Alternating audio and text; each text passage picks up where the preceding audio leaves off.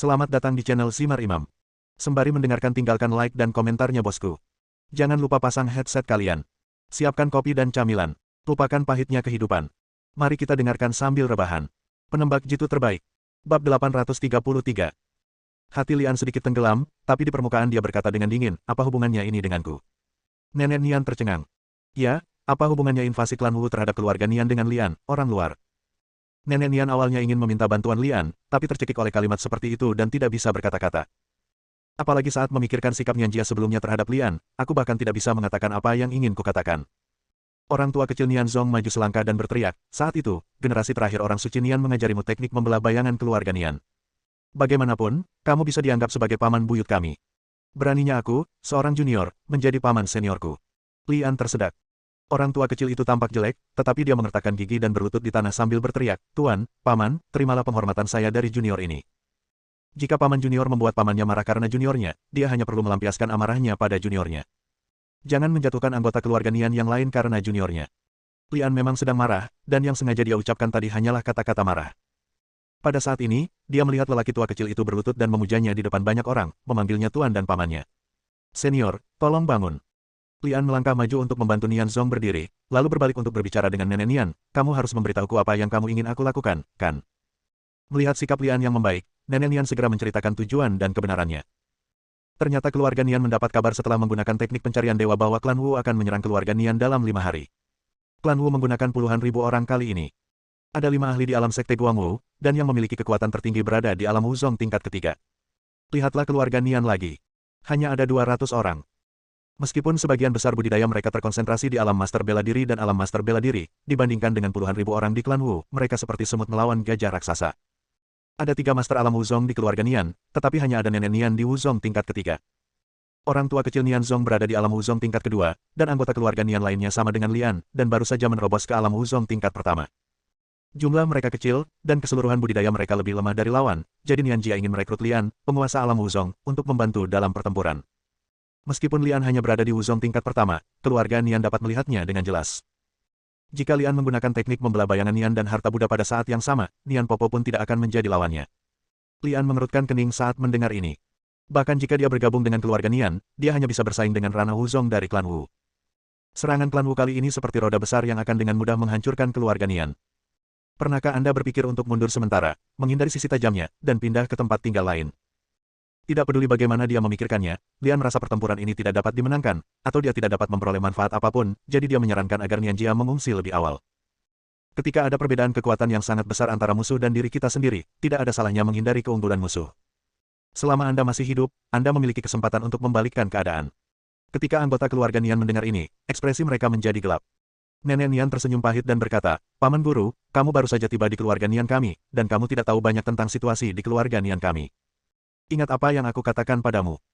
Pada masa jayanya, keluarga Nian berjumlah 20.000 orang, namun kini hanya tinggal 200 orang. Pasalnya, kita yang rindu rumah tidak ingin terlalu banyak bertengkar dengan dunia luar dan selalu memilih mengalah.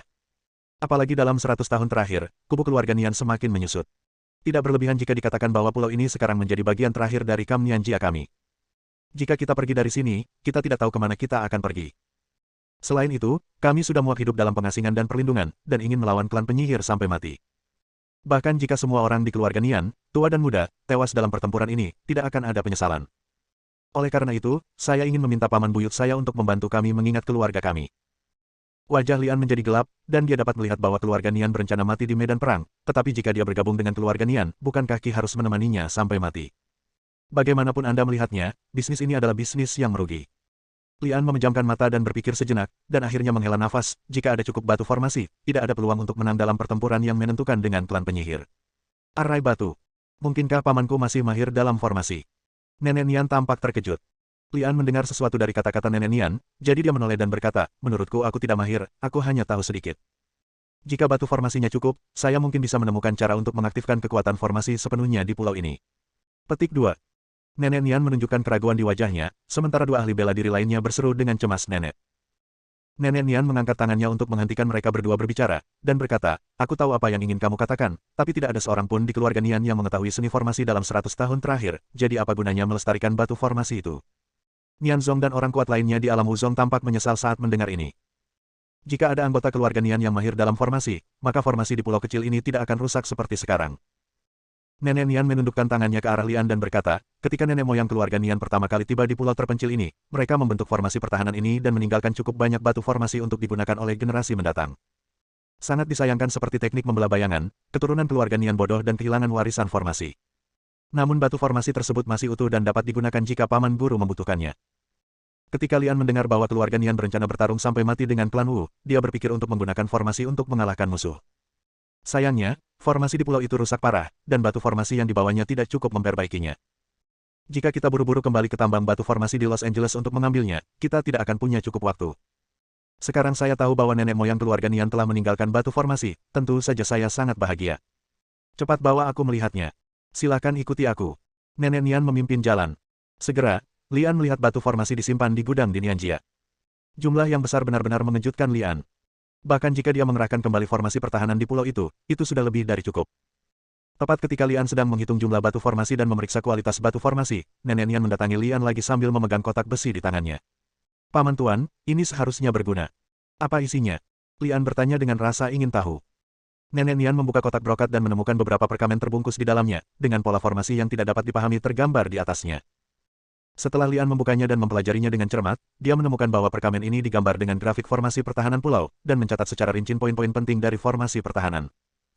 Awalnya Lian hanya yakin 30% untuk memperbaiki formasi, namun dengan penambahan pola pertahanan formasi ini, peluang untuk memperbaiki formasi pertahanan tiba-tiba meningkat menjadi 70%. Oke, aku akan mulai memperbaiki formasi pertahanan sekarang, kata Lian setelah mempelajari gambarnya lagi. Dalam 3 hari berikutnya, Lian melakukan perjalanan ke seluruh pulau, dan anggota keluarga Nian bertanggung jawab membawa batu formasi dan mengikuti sisi Lian, mematuhi perintah. Bab 834. Kabut menutupi laut. 5 kapal pesiar raksasa yang mampu mengangkut 2.000 orang berlayar di kawasan ini selama 2 hari, namun tidak keluar dari kawasan kabut. Banyak penyihir berjubah hitam dan memegang tongkat kayu berkumpul di geladak. Orang-orang ini berasal dari klan penyihir yang datang untuk menumpahkan darah keluarga Nian. Wu Potian sedang duduk di ruang konferensi melakukan konferensi video dengan 4 pakar bidang Wuzong lainnya. Untuk operasi ini, garis keturunan klan Wu bisa dikatakan telah menyentuh akar lama mereka dan memanggil mereka berlima bersama-sama, dengan tujuan untuk memusnahkan sisa-sisa keluarga Nian sepenuhnya. Sudah 2 hari, dan kita masih terjebak di sini. Kita pasti sudah memasuki semacam formasi. Jika ingin menaiki Pulau Nianjia, kamu harus menghancurkan formasi ini terlebih dahulu. Petik 2. Wu Potian berkata dengan ekspresi serius. Di layar, 4 orang lainnya semuanya tersembunyi di balik jubah hitam. Apalagi wajah mereka, mustahil membedakan antara pria dan wanita. Suara ayam jantan berkata, hancurkan formasi, siapa di antara kalian di sini yang memiliki kemampuan seperti itu? Kalau begitu kita tidak bisa terus-menerus berkeliaran di tempat hantu ini, kan? Kata pria bersuara seperti gong patah itu. Kami tidak punya pilihan, tapi jika Wu Bao mengambil tindakan, kami seharusnya bisa melakukannya. Sebuah suara seperti kata anak kecil, tapi ternyata itu adalah seorang wanita. Wu Bao adalah jebakan yang kita buat. Bukankah masih terlalu dini baginya untuk mengambil tindakan sekarang? Kata orang terakhir, tidak setuju dengan penggunaan Wu Bao. Suara anak itu tertawa dan berkata lagi, peran Wu Bao adalah membimbing kita ke Pulau Nianjia. Jika kita bahkan tidak bisa sampai ke pulau itu, apa gunanya Wu Bao? Sebaiknya kita kembali mandi dan tidur. Kain Wall. Wu Potian memejamkan mata dan berpikir sejenak dan berkata, saya setuju untuk membiarkan Wu Bao mengambil tindakan. Bagaimanapun, tujuan kedatangan kita ke sini adalah untuk menumpahkan darah Nianjia, dan kita harus mendarat terlebih dahulu di pulau itu. Adapun setelah mendarat di pulau itu, Wu Bao tidak perlu mengambil tindakan lagi. Dengan kekuatan kita sebagai manusia, tidak bisakah kita tetap membasuh keluarga Nian dengan darah? Setelah berdiskusi singkat, 4 orang lainnya mencapai konsensus. Wu Potian keluar dari ruang konferensi, mendekati haluan kapal dan berdiri di sana, mata tertutup rapat, dan terus berbicara. Ketika dia membuka matanya lagi, matanya gelap seperti tinta, dan dia menggunakan semacam sihir untuk berkomunikasi secara spiritual dengan Wu Bao. Saat ini, di depan sebuah rumah kayu mandiri di Pulau Nianjia. Kedua bersaudara Nian Hong dan Nian Shen menjaga rumah kayu ini dengan pedang Hongli, dan penyihir iblis yang ditangkap seminggu yang lalu dipenjara di dalamnya. Nian Hong melihat kembali ke pintu yang tertutup dan bertanya dengan rasa ingin tahu, saudaraku, pertempuran telah berakhir ketika saya tiba hari itu. Apakah para penyihir dan iblis di dalam benar-benar sekuat yang dikatakan dalam legenda? Nian Shen mengangguk dan berkata dengan wajah serius, tidak hanya dia kuat, bahkan ibu mertuaku pun kesulitan menghadapinya. Pada akhirnya, pamankulah yang menangkapnya. Paman tuan kecil mengacu pada Lian. Sejak Lian mengambil tindakan untuk memulihkan formasi pertahanan keluarga Nian, sikap keluarga Nian terhadapnya telah berubah total. Karena Lian belum terlalu tua, keluarga Nian menambahkan karakter kecil di depan paman buyutnya dan memanggilnya paman buyut kecil. Jadi, bukankah berbahaya bagi kita untuk memulai dari sini? Jejak ketakutan muncul di mata Nian Hong. Nian Shen memutar matanya dan berkata dengan nada mengejek, lihatlah kebajikanmu. Ibu mertuaku telah menggunakan teknik rahasia keluarga Nian untuk menahan para penyihir dan iblis. Sekarang dia selembut anak kucing. Dia bahkan bisa membunuh 3 orang. Anak berusia 1 tahun dari keluarga Nian. Keluarga Nian kita akan melakukan pertempuran yang menentukan dengan para penyihir dan iblis. Mengapa tidak membunuh saja para penyihir dan iblis di dalam? Wu Shen menggelengkan kepalanya dan berkata, saya tidak yakin tentang ini. Mungkin orang-orang di atas memiliki kekhawatiran lain. Mengenai invasi penyihir dan iblis, tidak perlu terlalu khawatir. Paman Guru telah mengatakan bahwa formasi pertahanan di pulau itu cukup untuk menjebak dan membunuh orang-orang itu. Saat Nian Hong dan Nian Shen sedang berbicara, keduanya tidak melihat seekor anak kucing hitam diam-diam melompat dari jendela di belakang rumah. Tak lama kemudian, terdengar suara berisik di dalam rumah. Apa yang terjadi? Nian Hong melindungi pedang Hong Li di dadanya dan menatap rumah kayu itu dengan gugup. Nian Shen juga sedikit takut di matanya, tapi dia memaksakan diri untuk berkata, apa yang kamu takutkan? Kamu dan aku sama-sama berada di dunia seni bela diri. Apakah kita masih takut pada penyihir iblis terlarang? Nian Hong menarik napas dalam-dalam dan berkata, saudaraku, haruskah kita masuk dan melihatnya? Jika sesuatu terjadi pada penyihir itu, ibu mertuaku mungkin akan menyalahkan kita berdua. Nian Shen mengangguk, mengeluarkan kunci dan berjalan ke pintu. Sebelum Nian Shen sempat memasukkan kunci ke dalam gembok, terdengar suara, bang. Cakar hitam tajam menerobos pintu, meraih dada Nian Shen, mengeluarkan jantungnya dan kemudian masuk ke dalam rumah. Seorang pria kuat di alam bela diri meninggal dengan jantung terkoyak seperti ini. Nian Hong hanya mendengar suara itu, tapi tidak melihat bahwa Nian Shen telah terbunuh. Dia berdiri di belakang dan bertanya, saudaraku, apa yang terjadi? Pum. Tubuh Nian Shen jatuh ke tanah ke belakang, dan Nian Hong melihat bahwa Nian Shen telah terbunuh. Bang! Serbuk gergaji berterbangan kemana-mana, dan pintu yang tertutup tiba-tiba terbuka dari dalam, dan seekor macan kumbang hitam terbungkus kabut hitam melompat keluar rumah. Sebelum Nian Hong sempat bereaksi, macan kumbang hitam itu mengangkat kaki depannya, membuka dada Nian Hong, mengeluarkan jantungnya yang berdetak, lalu menelan jantungnya dalam satu tegukan. Mata macan kumbang itu penuh dengan pikiran jahat. Dia melihat sekeliling dan melompat ke atap. Sesaat, dia melompat keluar dari Nian Jiazuang dan menghilang ke dalam hutan berkabut. Nenek Nian duduk di kasur dan bermeditasi. Pembatasan pada penyihir iblis dilakukan oleh tangannya sendiri. Saat pembatasan itu dilanggar, dia merasakannya, tetapi dia tidak dapat mempercayainya. Nian Hong, mintalah seseorang untuk mengikutiku ke rumah kayu tempat para penyihir dan iblis dipenjara. Nian Hong adalah ibu Nian Yu. Nenek Nian memberikan instruksinya dan berlari menuju rumah kayu itu terlebih dahulu. Nian Yu sedang mengobrol dengan ibunya, dan ketika dia melihat reaksi ibu mertuanya yang tidak biasa, dia melompat ke udara dan berlari menuju rumah kayu itu. Lian kini sedang berbaur dengan keluarga Nian dan sedang menggoda seorang anak berusia 1 tahun dengan permen di jalan. Tiba-tiba, nenek Nian terbang di atas kepalanya, dan alisnya menegang. Segera setelah melihat Nian Yu dan beberapa tuan dari keluarga Nian, mereka juga buru-buru berlari ke atap. Mereka bergegas menuju Nian Yu dan bertanya, apa yang terjadi? Nian Yu menggelengkan kepalanya sambil berlari dan menjawab, masih belum jelas. Ibu mertuaku tiba-tiba mengirim orang ke tempat para penyihir dan iblis di penjara. Seharusnya terjadi sesuatu di sana. Setan penyihir. Hati Lian sedikit tenggelam. Seminggu yang lalu, dia mengusulkan untuk membunuh iblis penyihir, tetapi dihentikan oleh bel Balai Penegakan Hukum. Alasannya adalah orang itu mungkin masih berguna dalam perang yang akan datang. Lian tiba di rumah kayu itu dalam waktu singkat dan melihat 2 murid keluarga Nian tergeletak di tanah yang hatinya terkoyak. Desir, desir, desir. Beberapa sosok mendarat, dan Nian Zong serta ahli alam Wuzong lainnya dari keluarga Nian tiba. Ibu mertua, apa yang terjadi? Nian Zong bertanya dengan kaget. Penyihir itu telah melarikan diri. Nenek Nian melihat dengan ekspresi berat ke arah meluasnya noda darah. Bab 835. Penyihir iblis melarikan diri. Bukankah dia ditahan? Bagaimana dia bisa melarikan diri? Teriak Nian Zong. Ledakan. Terjadi ledakan. Lian melihat ke arah ledakan, ekspresinya berubah, dan dia berteriak dengan suara yang dalam, sekarang bukan waktunya membahas bagaimana orang itu melarikan diri. Dia menghancurkan formasi pertahanan, dan kita harus menghentikannya. Ayo pergi. Nenek Nian meraung, berubah menjadi hantu dan mengejarnya. Lian mengikutinya dari dekat, dan Nian Zong serta ahli alam Wuzong lainnya juga tidak lamban. Mereka berempat langsung meninggalkan Nian Yu dan yang lainnya. Bunyikan alarm dan suruh semua orang ke mode bertarung. Jika kamu bertemu penyihir atau iblis, jangan berkelahi. Rebut dulu dan tunggu kami lewat. Nenek Nian mengirim pesan. Penyihir iblis di alam Wuzong bukanlah sesuatu yang bisa dihadapi oleh orang biasa dari keluarga Nian. Hati mereka akan terkoyak dan mati seperti Nian Hong dan Nian Shen. Kini nenek Nian menyesal tidak mendengarkan pedang Lian dan membunuh iblis penyihir tersebut, agar jika kejadian seperti itu terjadi, anak-anak keluarga Nian tidak akan mati sia-sia. Boom, boom, boom. Ledakan terdengar satu demi satu, dan penyihir iblis telah menyiapkan rencana cadangan sebelum dia ditangkap, bersiap menggunakannya untuk menghancurkan formasi pertahanan. Penyihir iblis itu sangat licik. Dia bisa menembak dan berpindah tempat. Setiap kali Lian dan yang lainnya mendengar ledakan dan bergegas mendekat, penyihir iblis telah menghilang, dan kemudian ledakan akan terdengar di tempat lain. Di laut. Wu Potian meletakkan satu tangan di belakang punggungnya dan melihat ke laut, dia melihat kabut perlahan menipis dan jangkauan visual semakin lebar, dan dia tidak bisa menahan senyum. Setelah beberapa jam, semua kabut menghilang, dan sebuah pulau terpencil muncul dari dalam air. 5 kapal pesiar mengelilingi pulau dari berbagai arah. Karena pengaruh wilayah perairan, kapal pesiar besar tersebut tidak bisa terlalu dekat dengan pulau tersebut, sehingga harus mengirimkan speedboat dan sekoci ke sana. Tak terhitung banyaknya perahu kecil yang mengapung di atas air. Perahu itu dipenuhi orang-orang dari klan Wu, bersiap untuk pertarungan besar. Ketika perahu mendekati pantai, mereka semua berhenti, menunggu sinyal untuk melancarkan serangan. Ketika Wu Potian melakukan komunikasi mental dengan Wu Bao sebelumnya, dia mengetahui bahwa formasi pertahanan pulau itu sangat besar, kabut yang memenuhi udara tadi hanyalah sebagian kecil saja. Oleh karena itu, penduduk klan Wu menunggu sampai formasi pertahanan benar-benar hancur sebelum mereka menyerang.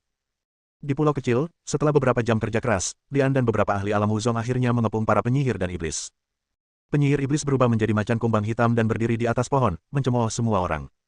Hati-hati, dia memiliki kekuatan Wuzong tingkat ketiga. Nenek Nian mengingatkannya bahwa setelah berubah menjadi macan kumbang, kekuatan iblis penyihir jauh lebih tinggi dari sebelumnya. Sepertinya dia sengaja ditangkap oleh semua orang sebelumnya, hanya untuk menunggu saat ini. Bagaimana menurutmu? Mari kita mulai pertarungan. Tanpa mengucapkan sepatah kata pun, Lian langsung melumpuhkan Vajra yang berisi energi sejati. Retakan. Pohon besar itu langsung hancur berkeping-keping, namun Wu mau menghindari serangan itu dengan skill tubuhnya yang kuat. Satu-satunya orang di tempat kejadian yang memiliki tingkat kultivasi yang sama dengan penyihir dan iblis adalah Nenek Nian, tetapi jika penyihir dan iblis tidak melawan dan hanya menghindar, akan sangat sulit untuk membunuh orang ini. Pria licik ini tidak hanya tidak menghadapi Nenek Nian, tetapi juga tidak menghadapi Lian dan Nian Zong.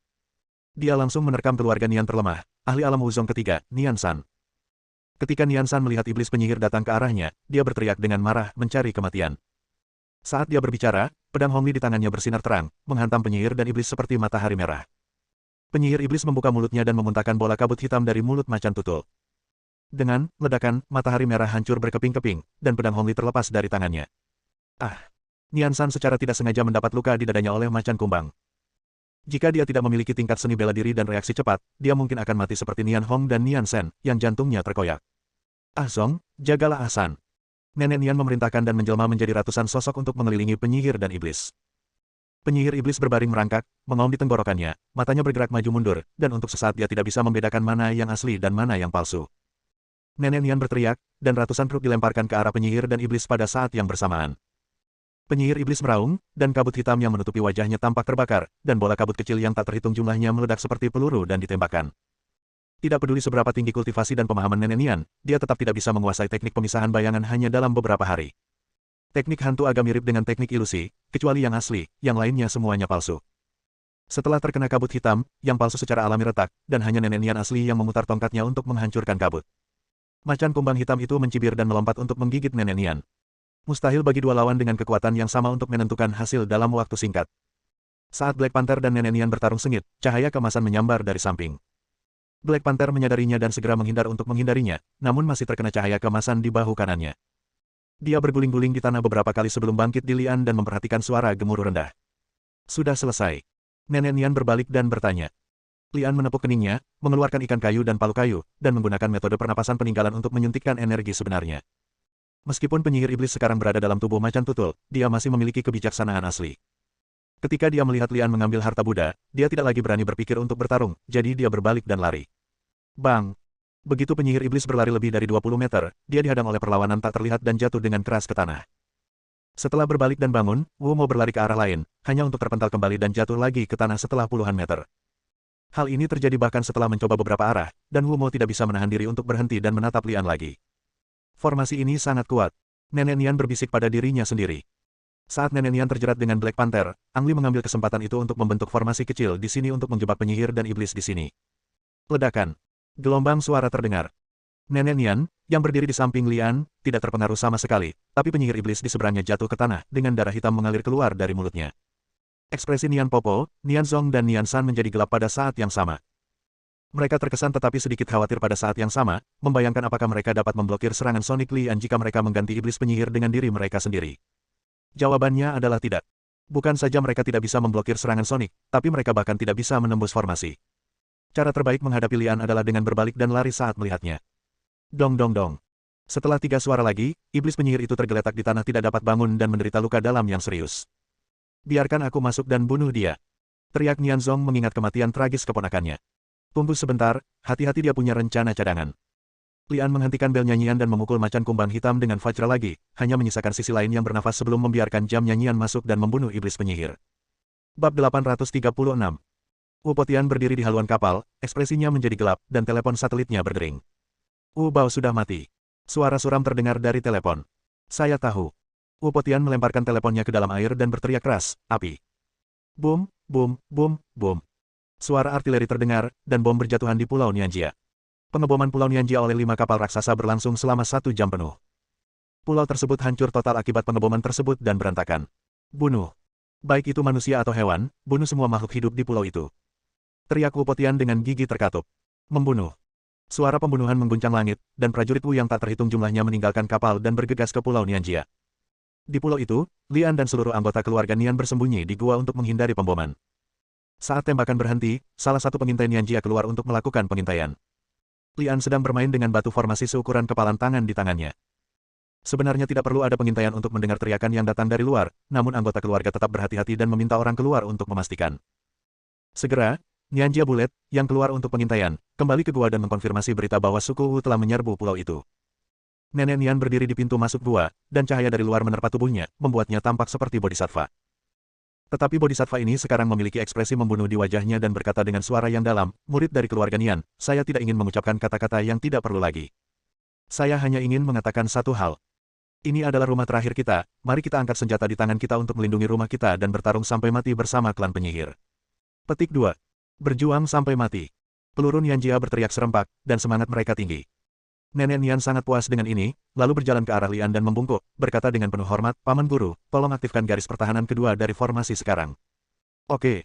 Lian menjawab dengan lembut dan mundur selangkah. Ada lubang batu di tanah, yang hanya menampung batu formasi di tangan Lian.